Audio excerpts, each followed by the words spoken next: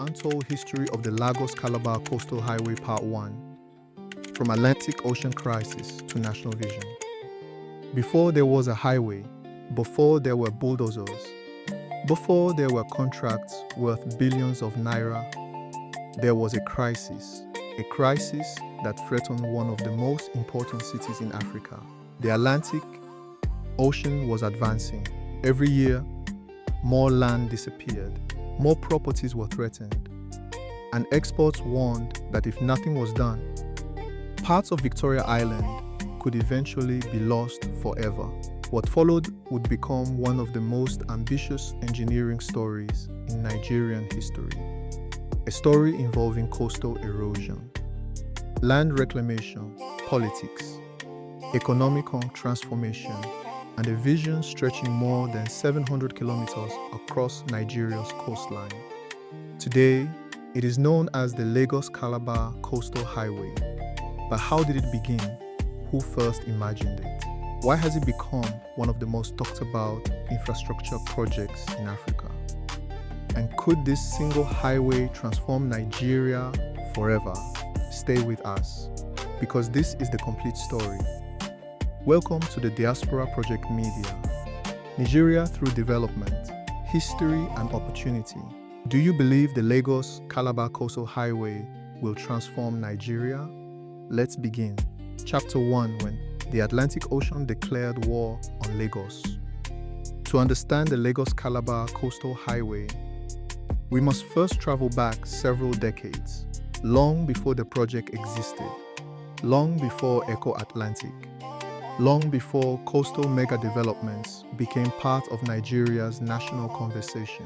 The Atlantic Ocean had become a growing threat to Lagos. Every year, powerful waves attacked the coastline. Bar Beach became one of the most visible examples of this problem. Residents watched as the ocean swallowed portions of the shoreline. Roads were repeatedly damaged. Businesses worried. Property owners feared the worst. Scientists and engineers issued warnings. Without long-term intervention, coastal erosion could become catastrophic. For many Lagosians at the time, the ocean was not simply a natural feature. It was becoming a threat to lives, investments, and economic stability. And because Victoria Island was one of Nigeria's most valuable commercial districts, the stakes could not have been higher. Coastal erosion Atlantic threat, Victoria Island at risk, Chapter 2.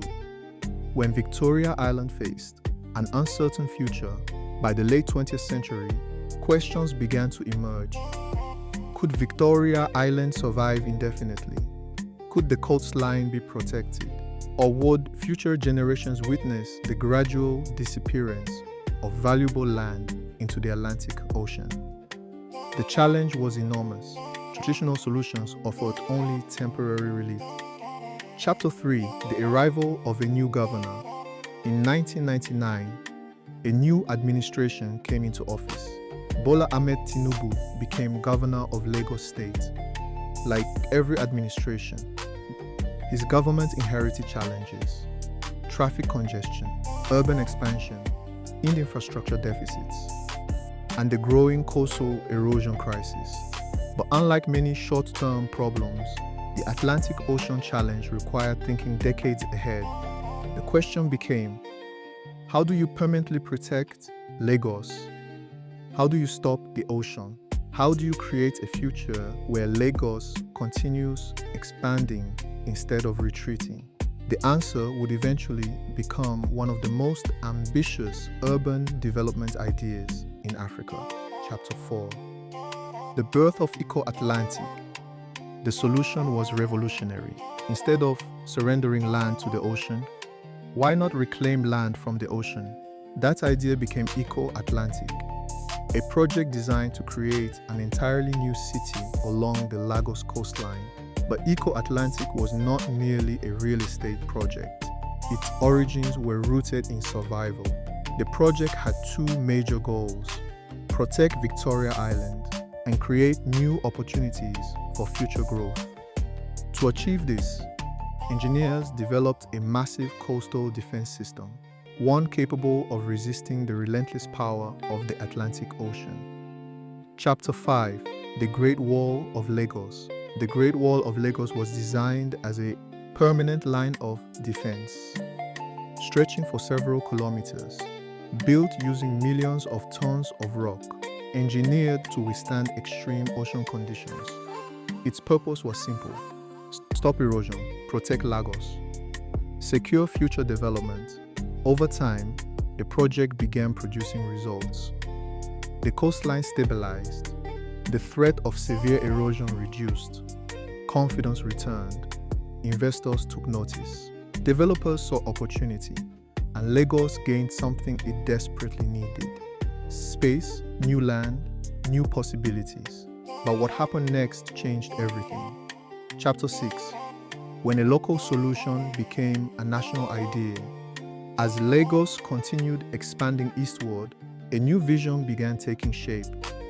Nigeria possesses one of Africa's most strategically important coastlines, from Lagos to Ogun, to Ondo, to Edo, to Delta, to Bayelsa, to Rivers, to Akwa Ibom, and finally, Cross River State. These regions contain major ports, oil and gas facilities, tourism destinations, industrial zones, agricultural opportunities, and millions of people. Yet, transportation links along the coastline remain limited. The idea emerged: what if Nigeria created a coastal transportation corridor, a highway connecting coastal states, supporting trade, tourism, industry, logistics, and economic integration? The Lagos-Calabar vision was beginning to take shape. Chapter 7: Why Nigeria needed a coastal highway. For decades, Nigeria's transportation system faced major challenges. Goods moved slowly, travel times remained high, infrastructure gaps limited economic growth. The coastal corridor offered a different future, a future where people could travel more efficiently, where goods could move faster, where tourism could expand, where investors could access new opportunities, and where coastal communities could become connected like never before. Supporters believed such a project could unlock tremendous economic value, not just for Lagos, but for the entire southern region. Chapter 8: The economic dream behind the project. The project, at its core, the Lagos-Calabar Coastal Highway, was never just about transportation. It was about economics. Imagine connecting major economic zones through one strategic corridor. Imagine reducing travel bottlenecks. Imagine creating opportunities for tourism, real estate, manufacturing, trade, agriculture, logistics, and the emerging blue economy. Government planners believed the highway could become a catalyst for future investment. But for years, the vision remained largely theoretical, until a dramatic political development changed everything. We continue where part 2 of this story begins. If you found this documentary valuable, please support the Diaspora Project Media by liking this video. Subscribe if you're new, share this documentary with friends and family, and tell us in the comments. Do you believe the Lagos-Calabar Coastal Highway will become one of the greatest infrastructure projects in Nigerian history? Thank you for watching, and this is the Diaspora Project Media. See you in part 2. This part 1 is structured to edit into approximately 15 to 20 minutes with archival footage, maps, drone shots, graphics, pauses, and transitions.